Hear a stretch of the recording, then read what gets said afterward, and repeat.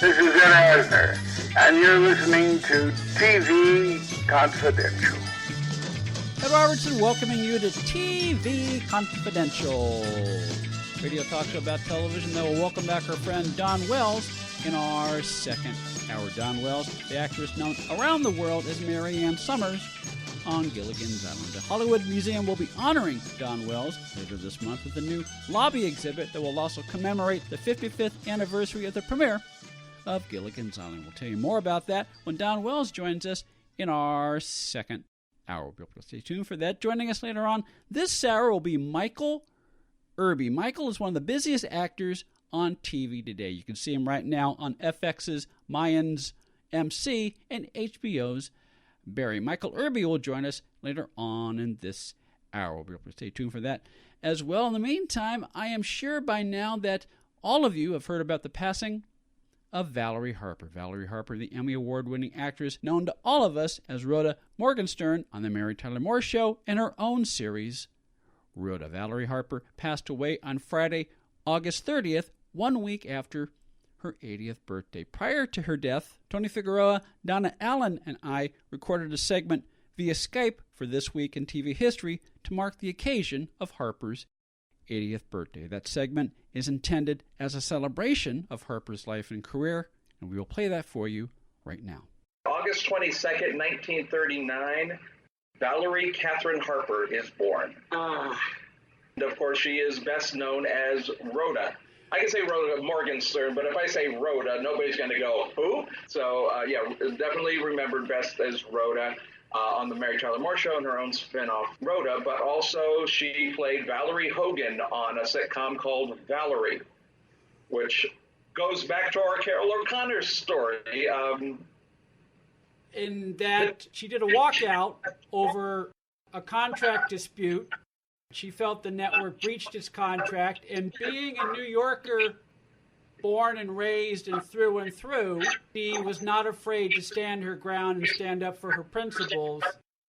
In this case, the network played hardball, and they basically wrote her out and killed her off of her own show. And the show became Valerie's Family, which, frankly, I had a hard time watching. I could not watch it. She was replaced by Sandy Duncan, who was the aunt, which I didn't like her backstory. She was an actress in New York and threw it all away to come take care of her sister. Was it her sister? No, it should be Valerie's sister-in-law. I don't think nobody would ever believe Sandy Duncan is Valerie Harper's sister. No. So there were a lot of issues with it, and I don't know. You kill off the lead in the show, someone who was well loved, and just depressing. I mean. It's amazing from the network standpoint. The risk paid off because that show did have a run. It was Valerie's Family, then it became the Hogans, and then it became the Hogan Family, or the Hogan Family, then just the Hogans. No, wait, was it ever Valerie's Family? It was Valerie's Family when they killed off Valerie. Yeah, for like a half a season. And then it became the Hogan Family. But what I remember mostly, once it morphed into the Hogan Family, Sandy Duncan aside, it essentially became the Jason Bateman Show. Yeah, and Jason Bateman had already, to his credit, Jason Bateman, he was on Silver Spoons. Mm-hmm. He was a breakout character. He got his own sitcom called It's Your Move, which he was brilliant in. It was just one of those shows where the premise really, you could only milk so much out of the premise. But David Garrison was also kind of his foil. Yes. And he got, hired immediately on a show called Married with Children. Yeah. Which was the same people. So, Jason Bateman, I think, was really showing himself even at that early age. Yeah, he was very good in situation comedy at a very early age. And, yeah, he was already getting a lot of the focus on Valerie. But the other thing about the Valerie sitcom, the big part of the premise was that Valerie was married to a pilot played by Josh Taylor, who was also Moonlight. He was on Days of Our Lives. Mm-hmm. And so, you would see the husband, the dad, maybe in the beginning or the end of the episode. So a lot of what Valerie was dealing with was having to be both mom and dad while her husband would be away, flying somewhere. Because he would be, so sometimes you'd see him at the beginning and the end, so what happened? And then she gets the vent, and he was, a great sounding board for her. The two of them were wonderful together, by the way, the chemistry that those two had. But when they killed off Valerie, part of the storyline was that her husband, Mike, took a leave of absence from work. And, then when he had to go back to work, his sister came in to help fill in. But the character of Mike really got elevated after they killed off Valerie. So they needed a parent. Yeah, so even though he was a pilot, he was a presence more often. So it got Josh Taylor had to lead Days of Our Lives at that time. And, he was there as a much more series regular. The show Valerie ran from 1986 and then finished in 1991. So in its various incarnations, I'd say it was a Laura Marr production. And, she was trying to juggle career, raising sons with an absent pilot husband. Valerie was killed off after the second season. And she did settle with the powers that be sometime later. So there was some sort of settlement that was agreed to. Tony Figueroa and Donna Allen are with us via Skype as we celebrate the life of Valerie Harper, the Emmy Award-winning star of Rhoda and the Mary Tyler Moore Show. Valerie Harper died Friday, August 30th, at the age of 80. This is my takeaway when I think about Valerie Harper. Her personal end of Valerie aside, she remained a presence on television for about 15 years.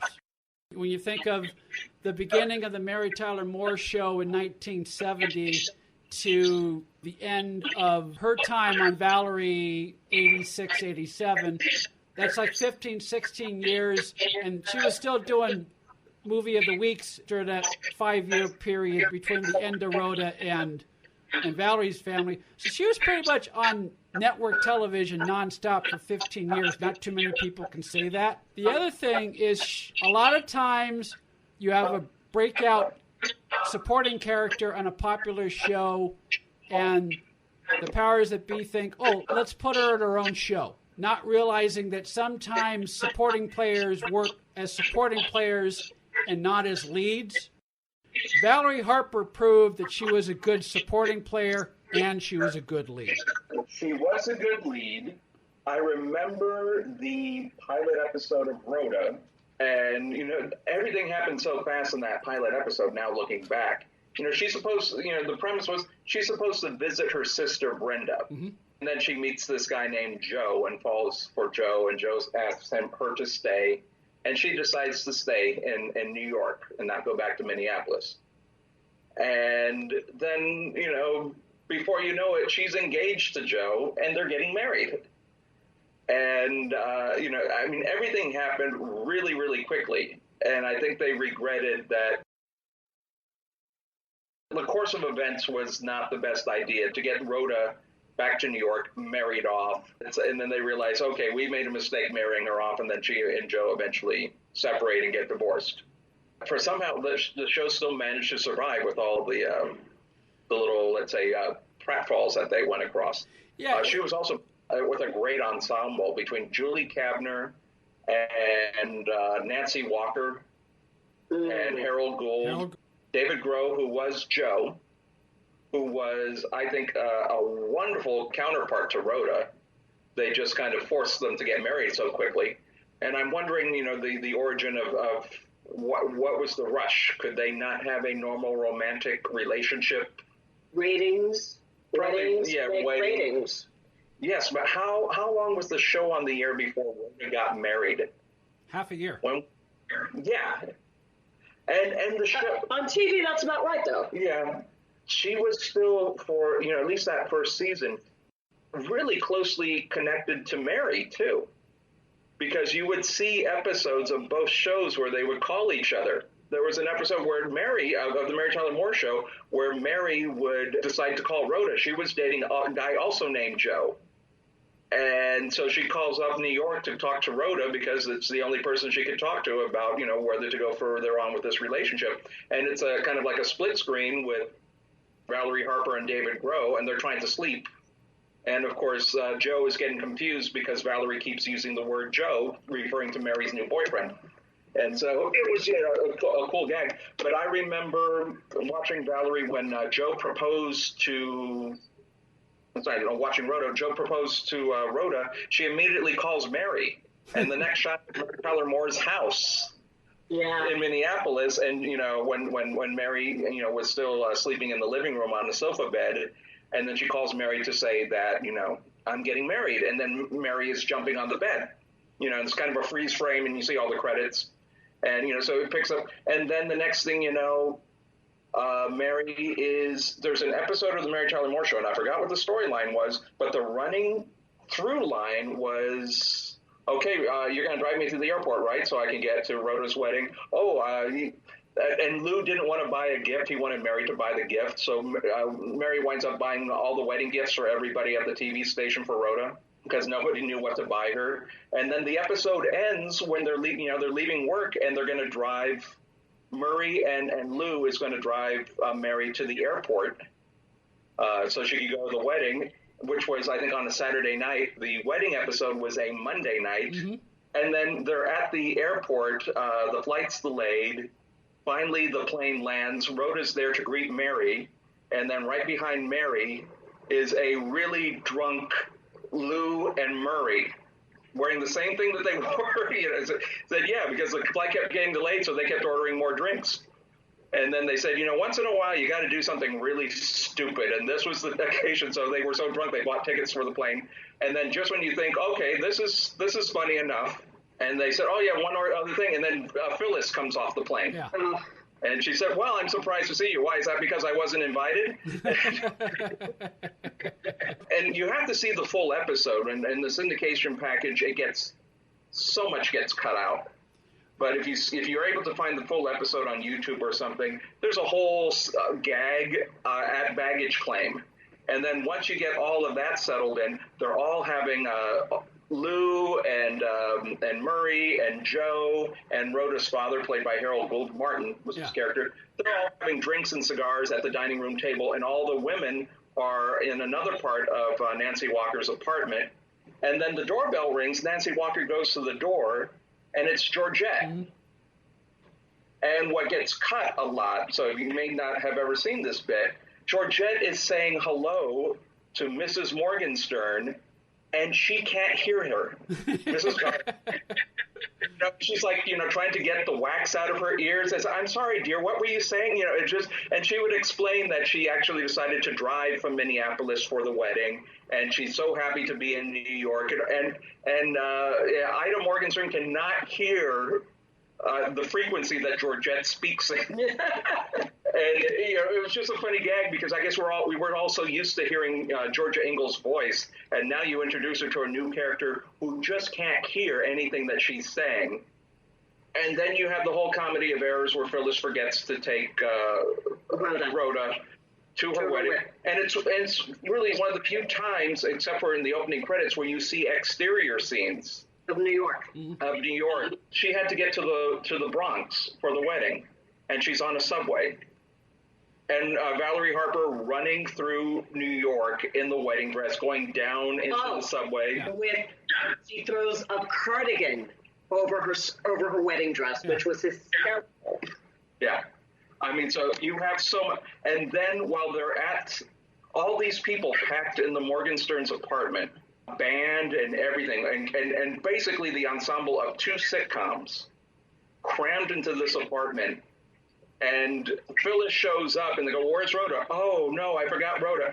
And the look on Nancy Walker. Oh, God, that was... I mean, first of all, oftentimes when you cross over these shows, you have one writing team that doesn't know how to write for the other characters. And now you have basically 2 ensembles together. And Nancy Walker, the look of homicide that she's going to... I mean, it was so the way that she was going to kill Phyllis. I mean, you had these brilliant performers that all worked together so beautifully, and the synergy between the two shows, I mean, it was amazing. And then you have Phyllis apologizing, won't anybody forgive me? And then Georgette says, I forgive you, but if I were you, I'd get my tail out of here. Thing goes off, and it's the Phyllis apology tour. I mean, you could never have a better synergy of two sitcoms being blended together with wonderful writing teams. I think Happy Days and Laverne and Shirley were able to pull that off on a couple occasions, but otherwise you never saw that synergy. I just think the event happened too soon in the storyline. Tony Figueroa and Donna Allen are with us via Skype as we celebrate the life of Valerie Harper, the Emmy Award-winning star of Rhoda and the Mary Tyler Moore Show. Valerie Harper died Friday, August 30th at the age of 80. Okay, Rhoda.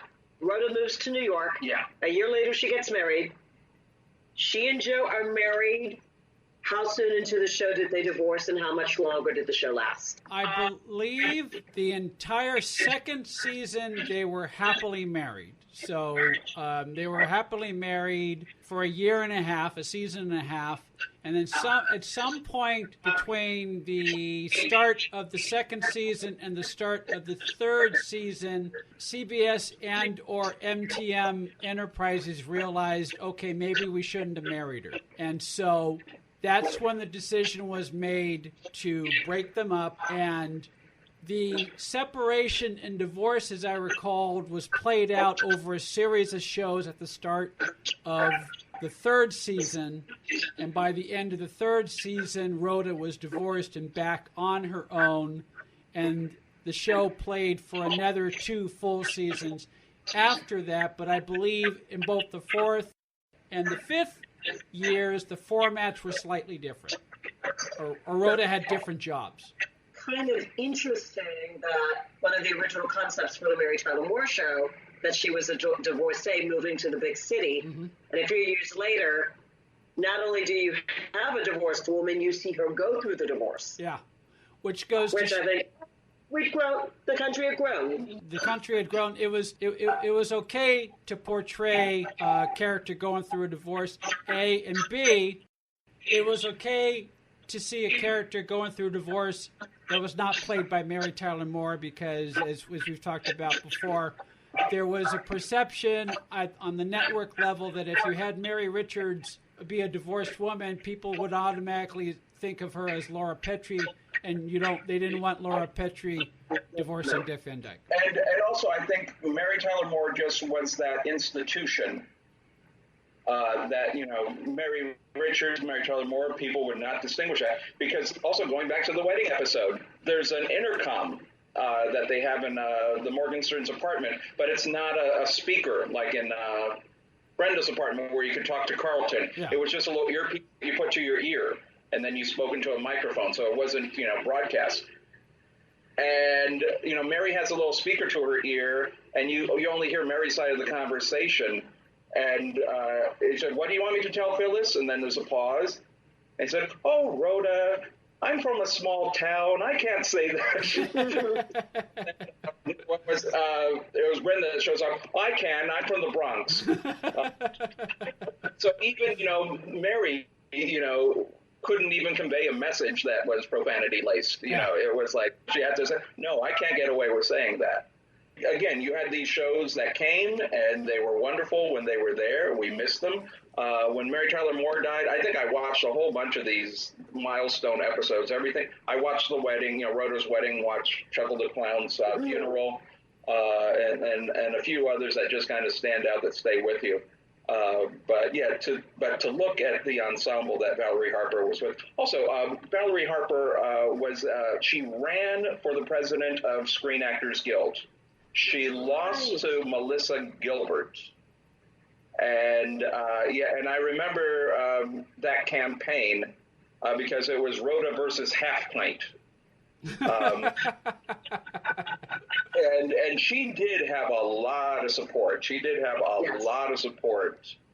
And she was very outspoken. She was, and of course, one of her co-stars, Ed Asner, was a Screen Actors Guild president several years earlier. But she ran twice, didn't she? I think you are right. I think she did run more than once. So she was very active, trying to improve working conditions for working actors. So she, wasn't just, she was one of those people who did get involved with good causes and really did, in spite of, her own success, she was giving back to the community. Just one final point. We've been talking a lot about how it's hard to, in a way, it's hard to separate Valerie Harper from Mary Tyler Moore, because that was her ascension as a television star, and that put her on the map for a lot of us. I learned recently that, in a way, we have another iconic TV actress to thank for Valerie Harper. That would be Arlene Galanka. Arlene Galanka was Valerie's roommate in New York in the 60s when they were both starring on and off Broadway. And Arlene Galanka first came to fame as part of a comedy album called You Don't Have to Be Jewish, which was released in 65, something like that. And then a couple of years later, I'm guessing it's Columbia, decided to do a sequel called When You're in Love, the Whole World is Jewish. And Arlene Galanka was not able to do the second album. She was doing a play or something, but she convinced the producers of the album to let her roommate, Valerie Harper, audition for her role. Valerie got the job, and that led to other opportunities, which eventually led her to be on the Mary Tyler Moore show. So in a small way, we have Arlene Galanka to thank for Valerie Harper. And we are all the better for it. Valerie Harper's longtime friend and fellow Mary Tyler Moore Show cast member, Ed Asner, had this to say about her passing. Valerie was a brilliant artist with a myriad of ideas on how to make the character more interesting. She was also a fighter for those less fortunate. Valerie Harper died Friday, August 30th, at the age of 80.